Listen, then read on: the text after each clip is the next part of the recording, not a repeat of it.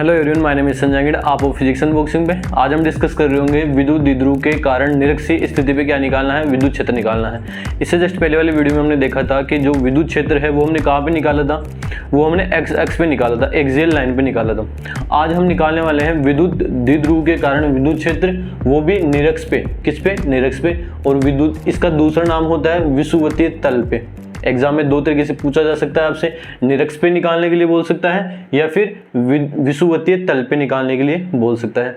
अब एक चीज आपको क्लियर होनी चाहिए कि एक्स एक्स क्या होता है और निरक्ष क्या होता है। अब जरा याद करना, मैंने एक्स एक्स क्या बताया था आपको, एक्स एक्स बताया था दोनों आवेशों को, विद्युत द्विध्रुव के दो आवेश होते हैं, दोनों आवेशों को जोड़ने वाली जो सीधी रेखा होती है वो तो होती है अक्ष रेखा। ठीक है। अब उसी अक्ष रेखा के लंबवत और मध्य बिंदु से गुजरने वाला जो रेखा होती है उसे बोलते हैं निरक्षीय रेखा बोलते हैं, निरक्षीय अक्ष बोलते हैं। ठीक है। तो चलिए शुरू करते हैं हमारा टॉपिक। देखो इसके नाम से स्टार्ट करते हैं। एक विद्युत द्विध्रुव लेना है। ठीक है, क्या लेना है? एक विद्युत द्विध्रुव। और आप जानते हो विद्युत द्विध्रुव क्या होता है। विद्युत द्विध्रुव की एक खासियत होती है, यहाँ पे कोई दो आवेश लेने होते हैं। मेरे को कितने आवेश लेने होते हैं? दो आवेश लेने होते हैं। थोड़ा मैं डायग्राम बड़ा बना देता हूँ ताकि आपको अच्छे से समझ में आ जाए। ठीक है, ये दो आवेश हैं। एक आवेश अगर आप यहाँ पे माइनस क्यू लेके चलते हो, कौन सा? माइनस क्यू, तो दूसरा ऑटोमेटिक क्या हो जाएगा? प्लस क्यू हो जाएगा। यहाँ तक कोई दिक्कत नहीं होनी चाहिए। मैं ऐसे बोल रहा हूँ कि विद्युत द्विध्रुव बनाना है तो विद्युत द्विध्रुव की खासियत क्या होती है कि एक क्यू आवेश रहता है एक पॉइंट पे, तो दूसरी जगह भी कितना रहेगा? क्यू। लेकिन यहाँ पे जो इनका नेचर है वो अपोजिट रहेगा। एक अगर माइनस है तो दूसरा क्या रहेगा? प्लस रहेगा। यहाँ पे इसको पॉइंट बोल दो ए और यहाँ पे इसको पॉइंट बोल दो बी। इससे जस्ट पहले वाले वीडियो में हमने यही किया था। ठीक है। फिर एक इनके मिड पॉइंट लेते हैं, यहाँ पे इसको बोलते हैं पॉइंट ओ। अब ये टोटल जो डिस्टेंस है माइनस क्यू से प्लस क्यू की वो 2a होती है और ये मिड पॉइंट है, तो इसको मैं दो भागों में तोड़ के लिख रहा हूँ। ये डिस्टेंस a है, तो बताओ ये रिमेनिंग डिस्टेंस भी कितनी हो जाएगी? a हो जाएगी, क्योंकि ये टोटल 2a होती है। ये मिड पॉइंट है तो आधी डिस्टेंस कितनी होगी? a, और ये भी कितनी हो जाएगी? a। ठीक है।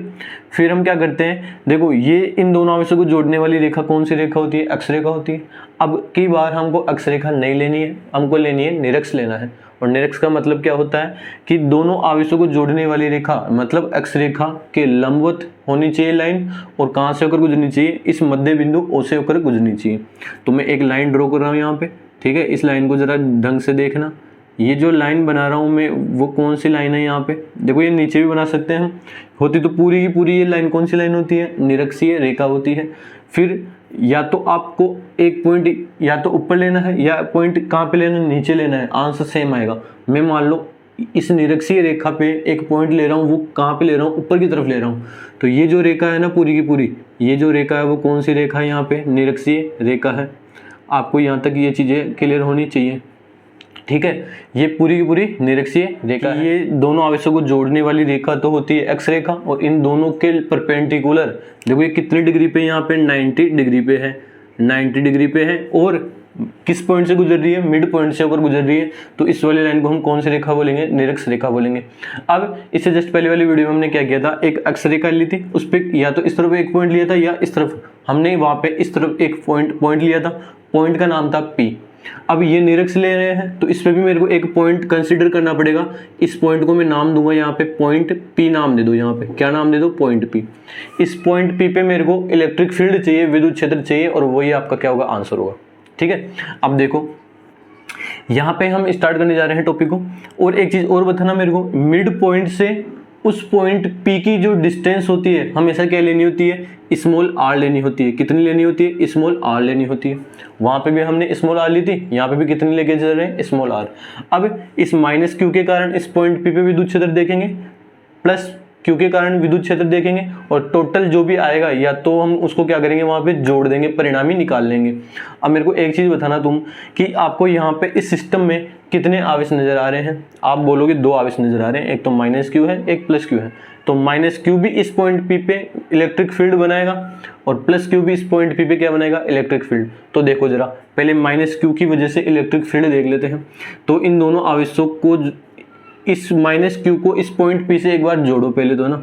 जब इसको हम जोड़ेंगे यहाँ से, तो इन आवेशों को जोड़ने वाली लाइन ये होगी क्या? इसको सीधी बनाना ताकि डायग्राम अच्छा बने। ठीक है, इस वाली लाइन को सीधी बनाना है आपको ताकि डायग्राम अच्छा बन जाए। अब मैंने माइनस क्यू को इस पॉइंट पी से जोड़ दिया है, तो बताना इस माइनस क्यू की वजह से इस पॉइंट पी पे जो विद्युत क्षेत्र होगा उसकी डायरेक्शन किस तरफ होगी। ठीक है, उसकी डायरेक्शन किस तरफ होगी। आप बोलोगे कि माइनस क्यू की वजह से जो विद्युत क्षेत्र बनता है वो हमेशा कैसे होता है, अंदर की तरफ होता है, इनवर्ड होता है। कैसे होता है, अंदर की ओर। तो इस माइनस क्यू की वजह से इस पॉइंट पी पे विद्युत क्षेत्र किस तरफ होगा, इस खुद की तरफ रहेगा, मतलब ये खींचेगा इसको अपनी तरफ। तो यहाँ पे जो विद्युत क्षेत्र है मैं इसको ड्रॉ कर रहा हूँ, यहाँ पे ये क्या आ चुका है, विद्युत क्षेत्र आ चुका है। इसको कौन सा विद्युत क्षेत्र बोलेंगे, विद्युत क्षेत्र किसकी वजह से, पॉइंट ए की वजह से बना दिया मैंने। इसी प्रकार इस प्लस क्यू आवेश की वजह से यहाँ पे जो विद्युत क्षेत्र होगा वो कैसे निकालेंगे, पहले तो इन दोनों को जोड़ो एक बार यहाँ पे। ठीक है, जोड़ने पे हमको ये चीज़ पता चलेगी यहाँ पे। अब मेरे को ये बताना कि प्लस की वजह से जो विद्युत क्षेत्र होता है वो कैसे होता है, मतलब उस पॉइंट से दूर की ओर होता है। कैसे होता है, आउटवर्ड होता है। तो इस पॉइंट पी पे मान लो कोई आवेश रहता, परीक्षण आवेश रहता, तो ये प्लस क्यू इसको क्या करता, धक्का मारता, तो ये कैसे जाता, बाहर की ओर जाता। और बाहर की ओर ही क्या होता है, यहाँ पे बल होता है, तो बल की वजह से यहाँ पे जो विद्युत क्षेत्र आता वो कैसे आता, बाहर की ओर आता। ये यहाँ पे क्या होता, विद्युत क्षेत्र की डायरेक्शन होती। इसको यहाँ पे क्या बोलेंगे, ई बी बोलेंगे। क्या बोलेंगे, ई बी। एक चीज़ तो क्लियर हो चुकी है, माइनस क्यू की वजह से विद्युत क्षेत्र अंदर की तरफ है, खुद की तरफ। प्लस क्यू की वजह से जो विद्युत क्षेत्र वो कैसे है, बाहर की ओर है, क्योंकि ये पॉजिटिव चार्ज है और पॉजिटिव चार्ज की वजह से इलेक्ट्रिक फील्ड हमेशा आउटवर्ड रहता है। ठीक है, एक चीज़ और गौर करना, ये ए ओ जो डिस्टेंस है वो कितनी है, ए है। ये ओ पी जो डिस्टेंस है वो आर है। तो क्या आप ये डिस्टेंस निकाल सकते हो क्या, देखो ये कोण 90 डिग्री है, तो ये एंगल भी कितना होगा, 90 होगा क्या। ठीक है, ये दोनों एंगल 90 है। कहने का मतलब ये पूरा जो ट्राइंगल है इसके अंदर जो ये कॉमन भुजा है वो आर है। देखो ये भी ए है, ये भी ए है, ये एंगल 90, ये एंगल 90, और ये बीच वाली जो साइड है वो भी कितनी, आर है। तो ये जो दोनों ट्राइंगल है वो सिमिलर ट्राइंगल होंगे, इक्वल ट्राइंगल होंगे। ठीक है, अब एक क्वेश्चन का आंसर बताना है आपको। वो क्वेश्चन ये है कि विद्युत क्षेत्र ई ए, मतलब ए की वजह से विद्युत क्षेत्र इस पॉइंट पे पी पे और बी की वजह से विद्युत क्षेत्र इस पॉइंट पी पे क्या इक्वल है, क्या इक्वल है, या कौन बड़ा है कौन छोटा है, आपको इसका आंसर देना है। इससे जस्ट पहले वाले टॉपिक में हमने देखा था कि एक्स एक्स पे एक पॉइंट लिया था पी, उस पे विद्युत क्षेत्र ई बी था और एक ई ए था। वहाँ पे हमने देखा था कि ई बी ग्रेटर था किससे, ई ए से। क्या यहाँ पे भी कोई ऐसी स्थिति है क्या, तो देखना जरा, हम चेक करते हैं। हम ये बोलेंगे कि जो विद्युत क्षेत्र है वो किस किस पे डिपेंड करता है, के क्यू अपॉन आर स्क्वायर, दूरी का स्क्वायर। एक तो आवेश पे निर्भर करता है और एक दूरी पे निर्भर करता है। तो देखो पॉइंट ए पे आवेश कितना है, एक माइनस क्यू है, कितना है, माइनस क्यू। और पॉइंट बी पे आवेश कितना है, प्लस क्यू। लेकिन यहाँ पे परिमाण की बात करें ना, तो यहाँ पे भी क्यू है और यहाँ पे भी क्यू है, यानी कि आवेश पे निर्भर नहीं कर रहा है यहाँ पे, क्योंकि दोनों जगह आवेश क्या है, पॉइंट ए पे भी आवेश क्यू है, पॉइंट बी पे भी आवेश क्यू है, और क्यू तो कांस्टेंट है। और बची क्या, अब दूरी बची। तो देखो जरा दूरी एक बार चेक करना, उस पॉइंट पी की माइनस क्यू से जो दूरी है ये दूरी, और उस पॉइंट पी की पॉइंट बी से दूरी, ये वाली दूरी, क्या ये दोनों दूरियां बराबर है क्या, आप बोलोगे ये दोनों दूरियां बराबर हैं। देखो कैसे, ये आर है और ये ए है, तो ये जो साइड आएगी वो कितनी आएगी, आप एक प्रमेय जानते हो, कर्ण स्क्वायर बराबर आधार स्क्वायर प्लस लंब स्क्वायर। तो ये क्या है, कौन सी साइड है, कर्ण है, और कर्ण का स्क्वायर कैसा होता है, आधार स्क्वायर प्लस लंब स्क्वायर, यानी कि ए स्क्वायर प्लस आर स्क्वायर, या फिर आर बोल सकते हो आर स्क्वायर प्लस ए का स्क्वायर, का क्या लगाना है, अंडर रूट। यही तो होती है। ये वाली साइड कितनी आ चुकी है, r square plus a square, और इस वाली साइड को मैं यहाँ पे मान लेता हूँ वो कितनी है, एक्स है। कितनी है, एक्स है। ये x है, तो बताओ देखिए ये वाली साइड भी कितनी आएगी, यहाँ पे देखो ये भी a है और ये भी कितना है, r है।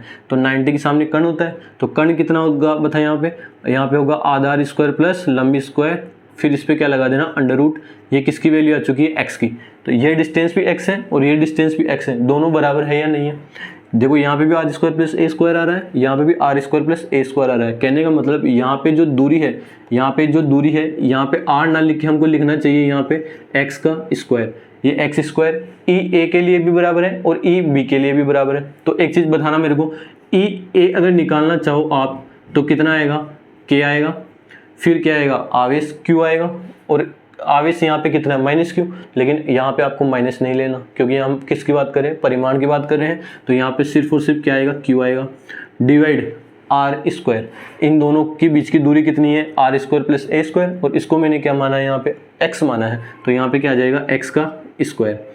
इसी प्रकार आप अगर ई बी निकालते, कितना निकालते, ई बी, बताओ ई बी कितना आएगा, ये भी कितना था के क्यू और दूरी का स्क्वायर, यहाँ पे यहाँ से यहाँ तक की दूरी कितनी है x है और ये भी कितनी है r square plus a square, तो यहाँ पे भी कितना आ जाए एक्स स्क्वायर आता है। एक चीज़ गौर करना, ई ए ये रहा, ई बी ये रहा, दोनों क्या बराबर है क्या, तो यहाँ से आप क्या बोल सकते हो, यहाँ से आप ऐसे बोल सकते हो ई ए बराबर है किसके, ई बी के, और दोनों ही की वैल्यू कितनी है के क्यू अपॉन एक्स स्क्वायर है।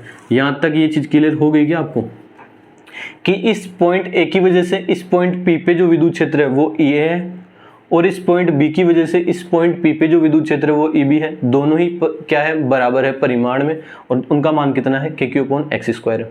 ठीक है, अब यहाँ से इसको मिटा देता हूँ और हम इस क्वेश्चन को स्टार्ट कर रहे हैं। देखो बच्चों, हमने क्या देखा, हमने देखा कि ई ए है ना और ई बी दोनों ही क्या है परिमाण में बराबर है, और उनका मान कितना आया था के क्यू अपॉन एक्स का स्क्वायर आया था। ठीक है, अब देखना जरा इस डायग्राम में वापस आओ।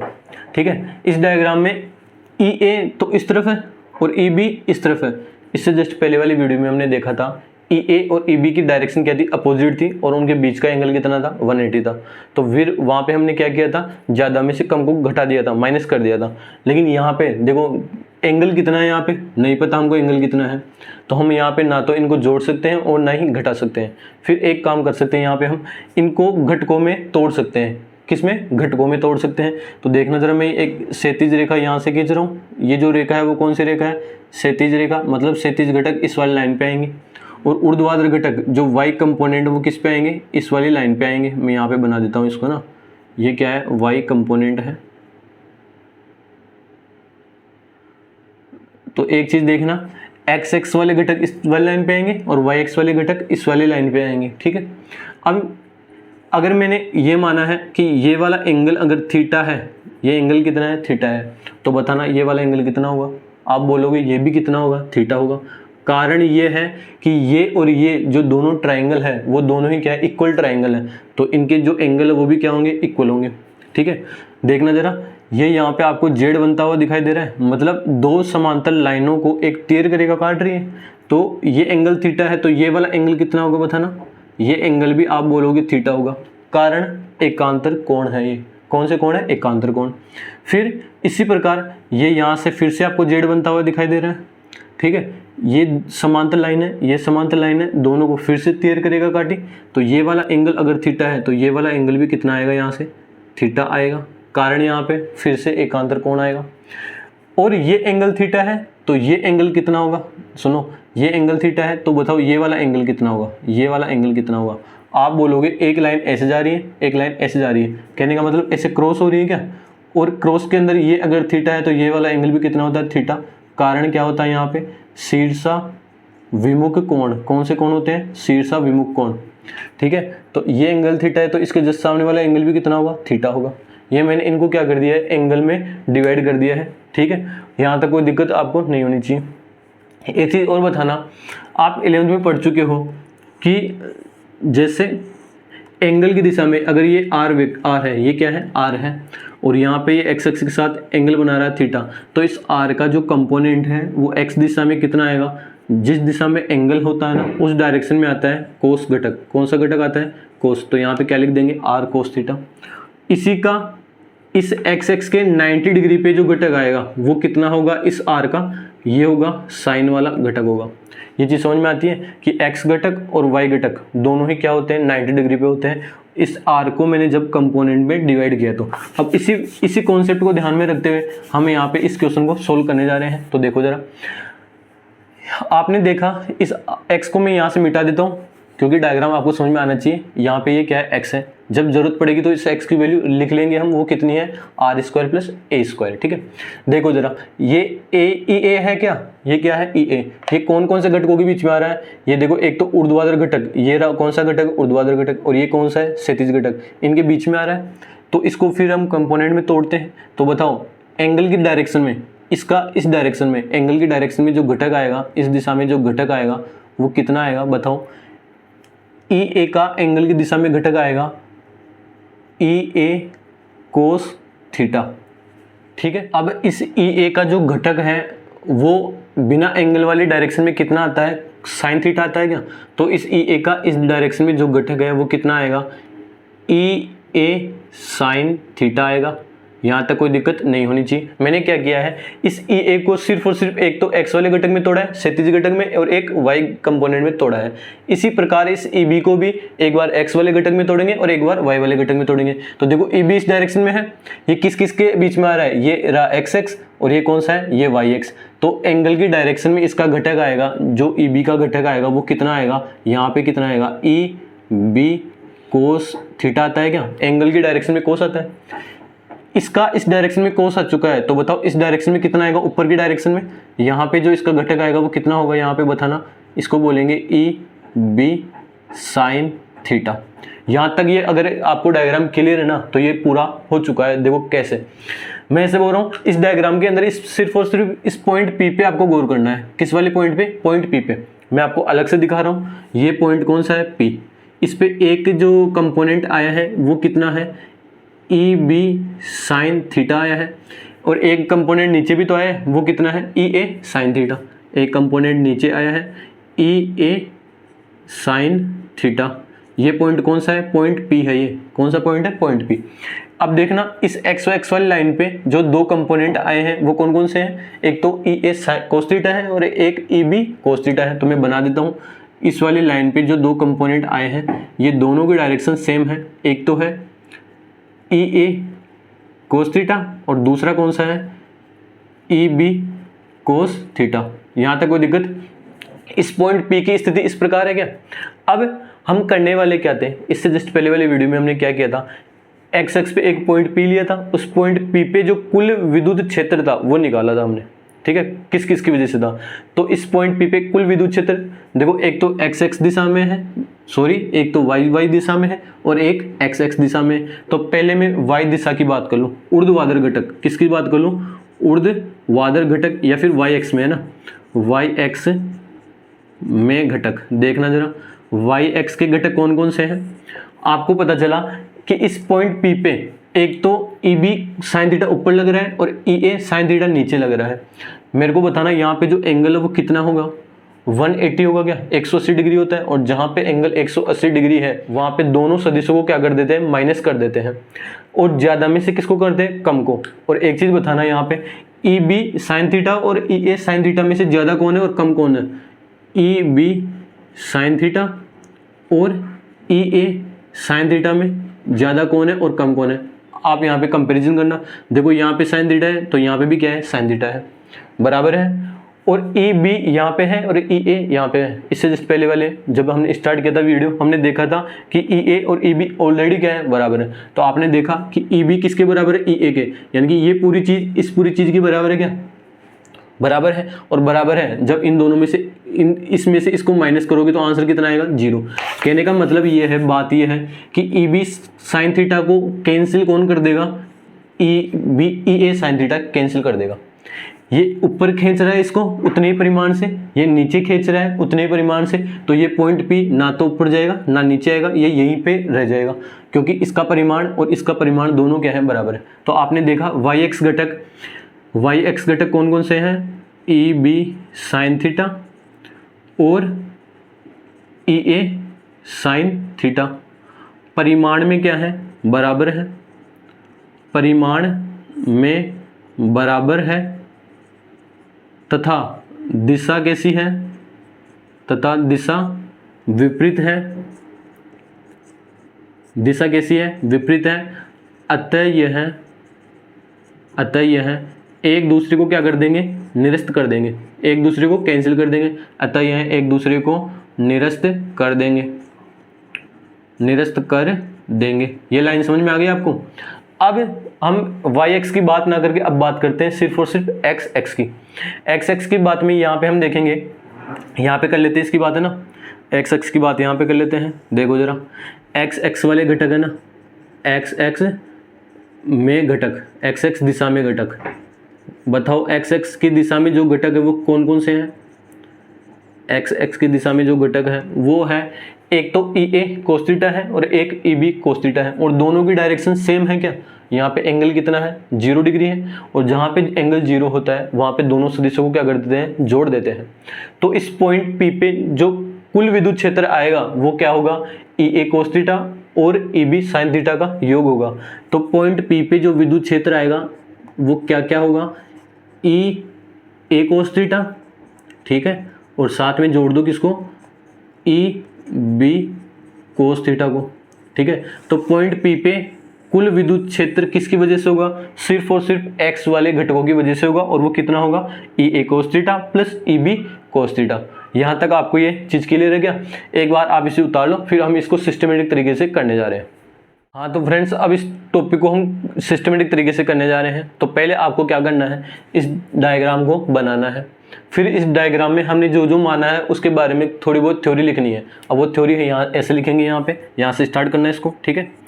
क्या लिखा है मैंने यहाँ पे, क्या बोला है, AB एक क्या है, विद्युत द्विध्रुव है। तो यहाँ पे क्या बोलेंगे, AB एक विद्युत द्विध्रुव है, AB एक विद्युत द्विध्रुव है, ठीक है। तथा इसका मध्य बिंदु कौन है, O है, तथा इसके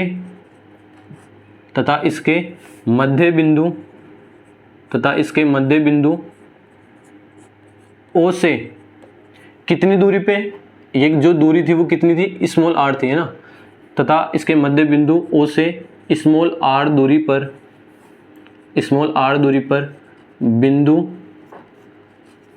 P पर विद्युत क्षेत्र की गणना करनी है। यहाँ तक क्लियर है लाइन बिल्कुल। AB एक विद्युत द्विध्रुव है जिसके मध्य बिंदु O से r दूरी पर बिंदु P पर क्या बताना है आपको, कुल विद्युत क्षेत्र बताना है। तो ये वाली लाइन लिख देंगे यहाँ पे, है ना। अब हम क्या लिखेंगे, EA और EB दोनों क्या है, बराबर है। ये चीज़ हम पहले पढ़ चुके हैं। तो यहाँ पे क्या लिखेंगे, अतः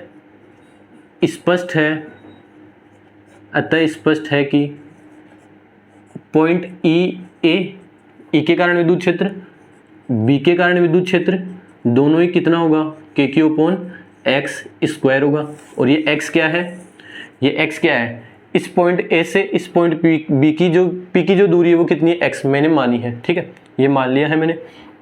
अब जैसे हमने पहले वाले टॉपिक में किया था कि A पर स्थित -q आवेश के कारण विद्युत क्षेत्र, फिर B पे स्थित आवेश के कारण विद्युत क्षेत्र, यहाँ पे जब हमने निकाल के देखा था वो कितना आया था, बराबर आया था, जिसकी वैल्यू कितनी है, KQ/x² है।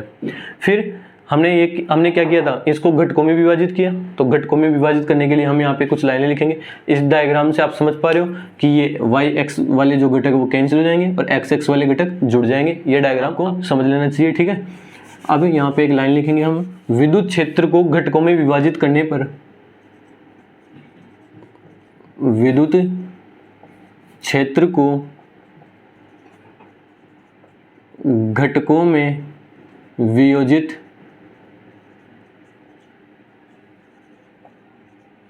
करने पर कौन से घटक कैंसिल हुए थे, x-x वाले घटक नहीं, y-x वाले घटक क्या हुए थे, कैंसिल हुए थे। वियोजित करने पर y-x वाले घटक परिमाण में समान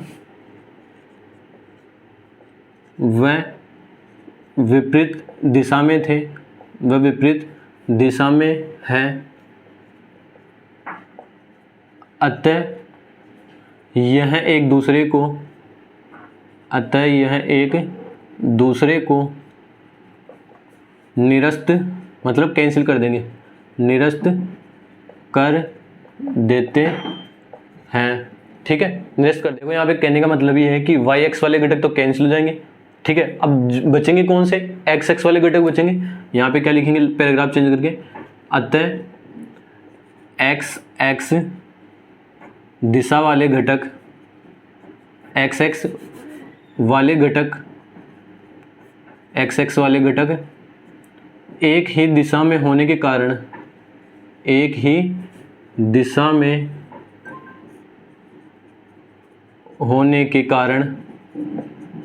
कारण यह एक ही दिशा में होने के कारण यह आपस में जुड़ जाएंगे, यह आपस में जुड़ जाएंगे। अतः बिंदु P पर परिणामी विद्युत क्षेत्र, बताओ पॉइंट P पे जो परिणामी विद्युत क्षेत्र आएगा वो सिर्फ और सिर्फ एक्स एक्स वाले घटकों की वजह से आएगा। तो पॉइंट P पे जो विद्युत क्षेत्र है वो किस किस की वजह से आएगा, एक तो आएगा ई ए कोस थीटा, ठीक है, इसके साथ एड क्या होगा यहाँ पे ई बी कोस थीटा, ठीक है। यहाँ तक ये पॉइंट P पे क्या आ चुका है, विद्युत क्षेत्र। अब आपको एक काम करना है, देखो यहाँ पे एंगल आपने थीटा माना था ना, तो इस कोस थीटा की वैल्यू रखना, कोस थीटा की वैल्यू दोनों जगह क्या आएगी, सेम आएगी, रखना।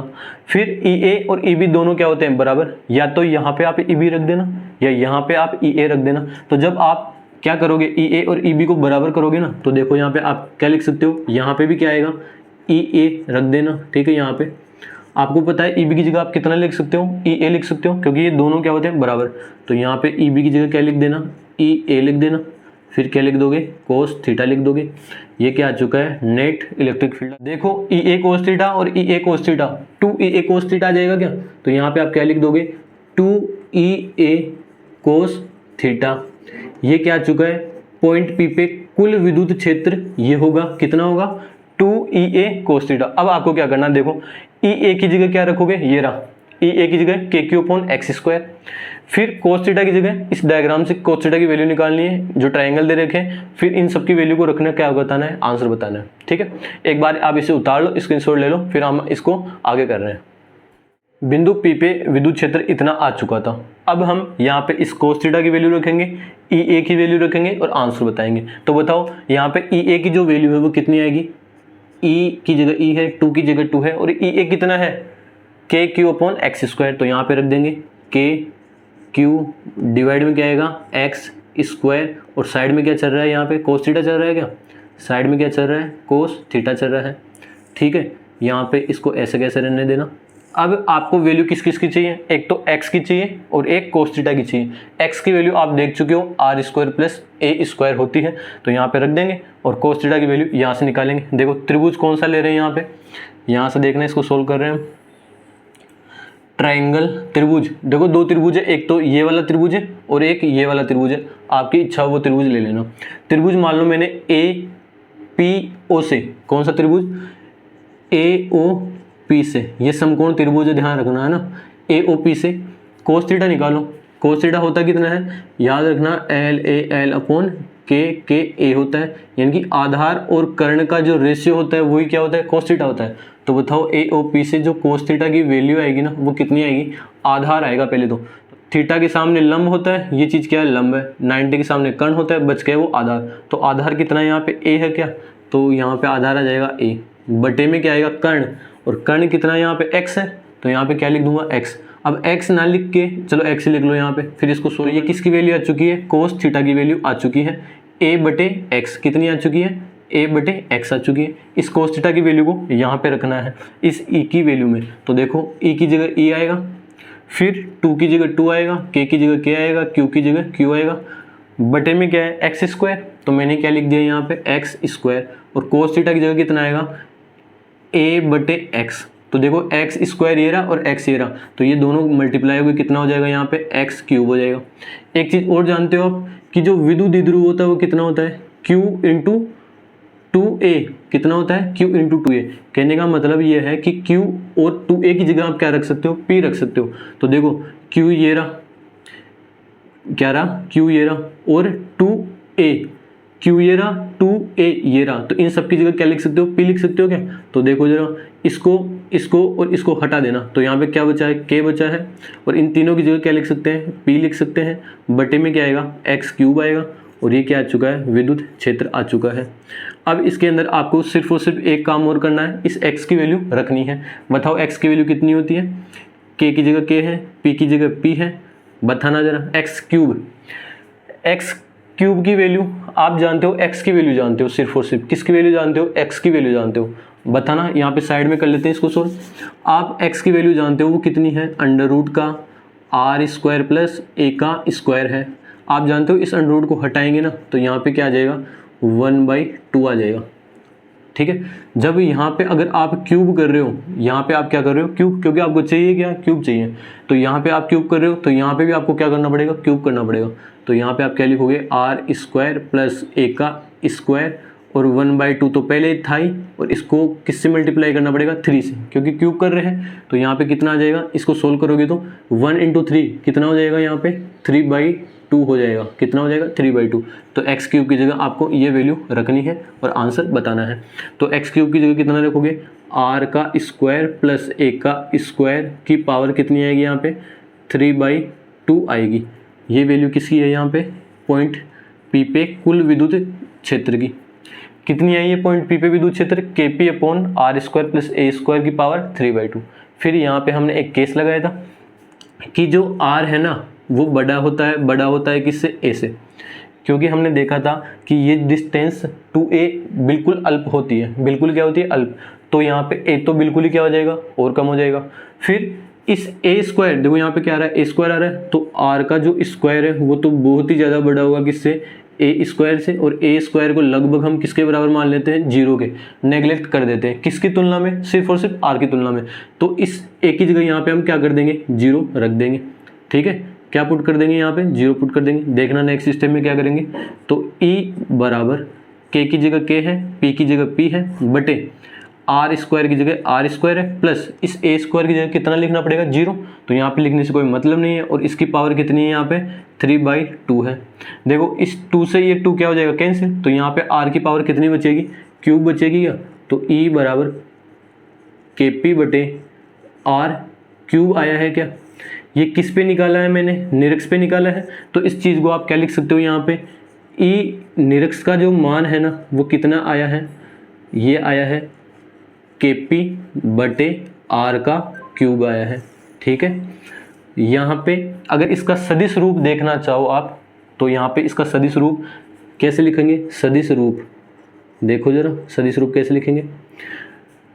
एक चीज़ और बताना मेरे को, देखो EA और EB की वैल्यू तो यही है, लेकिन EA की दिशा कितनी किस तरफ है, EA की जो दिशा है वो कैसी है, P से A की ओर, P से लेके A की ओर है, किसकी दिशा, EA की दिशा। इसी प्रकार EB की जो दिशा है वो किस प्रकार है, पॉइंट B से पॉइंट P की ओर है, ये रही। इसी विद्युत क्षेत्र की जो दिशा है निरक्ष वाले की, वो देखो किस तरफ आएगी, इस तरफ आएगी क्या, इस तरफ आएगी। ठीक है, और ये बताना सदिश रूप लिखने जा रही है इसका ना, तो देखो ई निरक्ष, ये तो क्या होता है, सदिश होता है क्या, वेक्टर लगाएंगे इस पे, सदिश होता है इसलिए। ठीक है, के तो कांस्टेंट है, के रहेगा, और पी क्या है, सदिश है, तो इस पे भी क्या आएगा, वेक्टर आएगा। और नीचे क्या है, आर क्यूब है, तो आर क्यूब की जगह आर क्यूब। लेकिन जरा देखना ये पी वेक्टर की डायरेक्शन किस तरफ है, इस पी वेक्टर की डायरेक्शन होती है माइनस से प्लस की ओर। तो यहाँ पे ये जो डायरेक्शन आ रही है ना, ये जो डायरेक्शन होगी यहाँ पे इस तरफ जो डायरेक्शन आ रही होगी ना, ये जो डायरेक्शन है ना, ये डायरेक्शन किसकी है, यहाँ पे पी की है। हम मान किसका देख रहे हैं, पी के साथ ई का मान देख रहे हैं, मतलब ई और पी की तुलना कर रहे हैं। ठीक है, तो ई की जो वैल्यू है, ई निरक्ष किस तरफ आ रहा है, इस तरफ आ रहा है, और पी किस तरफ आ रहा है, इस तरफ आ रहा है। दोनों की डायरेक्शन कैसी है, अपोजिट है, इसलिए यहाँ पे आपको क्या लिखना पड़ेगा, माइनस। ये इसका कौन सा रूप हो चुका है, सदिश रूप हो चुका है। आई होप आपको यहाँ तक क्लियर हुआ होगा। ठीक है, एक बार इसे आप उतार लो, फिर 1 मिनट में इसका वापस से रिविजन करने जा रहे हैं। 2 मिनट में इस टॉपिक को क्या करें, रिवाइज करें, तो ढंग से देखना। देखो आपको क्या लेना पड़ेगा, एक विद्युत द्विध्रुव लेना पड़ेगा, और विद्युत द्विध्रुव यहाँ से ऐसे लिखेंगे। यहाँ पे विद्युत द्विध्रुव लेने के लिए आपको क्या करना पड़ेगा, एक तो माइनस क्यू आवेश लेना पड़ेगा, और एक साथ में क्या लेना पड़ेगा, प्लस क्यू आवेश। इस पे इस पॉइंट को नाम दे देंगे ए, इस पॉइंट को नाम दे देंगे बी। क्लियर है, फिर इनका मिड पॉइंट लेते हैं जिसको नाम देते हैं यहाँ पे पॉइंट ओ। टोटल डिस्टेंस 2a होती है, तो यहाँ से यहाँ तक की जो डिस्टेंस है वो कितनी रहेगी, a रहेगी, आधी आधी कर देंगे। फिर बात करें निरक्ष की, आप जानते हो ये तो कौन सी रेखा होती है, दोनों आवेशों को जोड़ने वाली रेखा x रेखा होती है। इसके तो लंबवत होनी चाहिए, कैसी होनी चाहिए, लंबवत।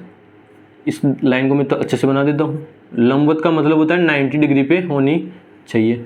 ये मैंने कहाँ पे बना दी है, 90 डिग्री पे एक लाइन बना दी है। ये नीचे भी हो सकती है। ठीक है, एक पॉइंट लेना है इस निरक्ष पे, ये मान लो एक पॉइंट ले लिया, इस पॉइंट को नाम आप देते हो हर बार पॉइंट P।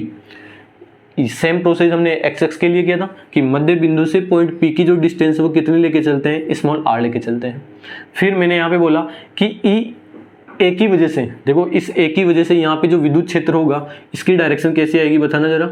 इन दोनों आवेशों को इन दोनों को जोड़ने वाली रेखा ये होगी, तो ये माइनस क्यू आवेश से आएगा कि ये इसकी तरफ आए, तो विद्युत क्षेत्र कैसे होता है, इनवर्ड होता है। तो यहाँ पे विद्युत क्षेत्र की डायरेक्शन कैसे आएगी, अंदर की तरफ आएगी, ई ए। इसी प्रकार ई बी क्या है, पॉजिटिव है, तो पॉजिटिव की वजह से जो विद्युत क्षेत्र होता है वो कैसा होता है, हमेशा ही बाहर की ओर होता है। ये चाहता है कैसे जाइए, बाहर, तो ये क्या बना दिया मैंने, ई बी बना दिया। क्लियर है। ये डिस्टेंस ए है, ये डिस्टेंस ए है, ये डिस्टेंस आर है, ये 90 है, ये 90 है। तो बताओ ये वाली डिस्टेंस और ये वाली डिस्टेंस बराबर होगी क्या। अगर मैं इसको x बोल रहा हूँ तो ये भी कितनी होगी यहाँ पे x, और इस x का मान पाइथागोरस प्रमेय से क्या निकाला था हमने, आर स्क्वायर प्लस ए का स्क्वायर, फिर इस पर क्या लगा देना, अंडर रूट। ठीक है। फिर हमने क्या किया कि ई ए की वैल्यू निकालो, माइनस क्यू की वजह से पॉइंट पी पे जो विद्युत क्षेत्र है, माइनस क्यू के कारण बिंदु पी पर जो विद्युत क्षेत्र है, बिंदु पी पर विद्युत क्षेत्र बताओ कितना आता है, ये आता है ई ए, क्या बोलेंगे इसको, ई ए के क्यू अपॉन एक्स स्क्वायर, क्या आता है, एक्स का स्क्वायर, क्योंकि यहाँ पे इन दोनों के बीच की दूरी कितनी है, एक्स है, तो एक्स स्क्वायर आ चुका है। और माइनस क्यों नहीं लिया मैंने, क्योंकि हम परिमाण की बात कर रहे हैं, तो ई ए आ चुका है। इसी प्रकार हम प्लस क्यू आवेश के कारण बिंदु पी पर विद्युत क्षेत्र ई बी निकालते, और ई बी कितना आता, के क्यू अपॉन एक्स का स्क्वायर। यहाँ से हमको देखने को मिल रहा है कि ई ए और ई बी दोनों ही क्या है, यहाँ पे बराबर है, ई ए और ई बी दोनों ही बराबर है, और इनका मान कितना है, के क्यू अपॉन एक्स का स्क्वायर है। यहाँ तक कोई दिक्कत नहीं होनी चाहिए। ठीक है। फिर हमने इस पॉइंट पी पे कुल विद्युत क्षेत्र देखना चाहा था, तो मैंने एक बार इसको घटकों में तोड़ने के लिए एक्स एक्स मान लिया और एक क्या मान लिया, वाई एक्स। ये एंगल मैंने थीटा माना था, तो एकांतर कोण ये वाला भी कितना होगा, यहाँ पे थीटा होगा। ये एंगल थीटा होगा, क्योंकि ये थीटा है तो ये भी क्या होगा, थीटा। दोनों एंगल क्या है, इक्वल है। ये एंगल थीटा तो ये एंगल भी कितना होगा, थीटा। कारण क्या होगा, एकांतर कोण। और ये एंगल थीटा है तो इसके जस्ट सामने वाला कोण ये भी कितना होगा, थीटा होगा। कारण क्या होगा, शीर्ष विमुख कोण। फिर इस ई ए को घटकों में तोड़ना है, तो इस डायरेक्शन में इसका घटक कितना आएगा, यहाँ पे मिला आपको ई ए कोस थीटा। इसका इस दिशा में कोस आ चुका है, तो इसका इस दिशा में कितना आएगा, ई ए साइन थीटा आएगा क्या। ठीक है। इसी प्रकार इस ई बी का घटक इस कोस वाली एंगल वाली दिशा में कितना आएगा, ये भी कितना आएगा, कोस। यहाँ पे क्या लिख देंगे, ई बी कोस थीटा। इसका इस दिशा में कोस आ चुका है, तो वाई एक्स में कितना आएगा, यहाँ पे ई बी साइन थीटा। अब यहाँ पे दो घटक आ चुके हैं, एक तो वाई एक्स वाला घटक, बताओ कितना है, वाई एक्स में ऊपर की तरफ तो खींच रहा है ई बी साइन थीटा, और नीचे की तरफ कौन लग रहा है, e a sine theta. E b sine theta और ई ए साइन थीटा, ये दोनों एक दूसरे में से क्या होंगे, माइनस, क्योंकि ये एंगल कितना बन रहा है, यहाँ पे 180 बन रहा है। तो देखो साइन में से साइन जाएगा तो बराबर है दोनों में से, और ई ए और ई बी ऑलरेडी बराबर है, तो ये पूरी चीज़ इससे क्या हो जाएगी, कैंसिल हो जाएगी। वाई एक्स वाले घटक कैंसिल हो जाएंगे। अब एक्स एक्स वाले घटक देखना जरा, एक्स एक्स वाले घटक कितने हैं, दोनों की डायरेक्शन एक ही तरफ है क्या, तो दोनों की डायरेक्शन एक होने की वजह से जुड़ जाएंगे ये। ठीक है। तो यहाँ पे e a cos theta plus e b cos theta, ये क्या आएगा, पॉइंट पी पे क्या आएगा, कुल विद्युत क्षेत्र आएगा। पॉइंट पी पे कुल विद्युत क्षेत्र कितना आएगा, इतना आएगा।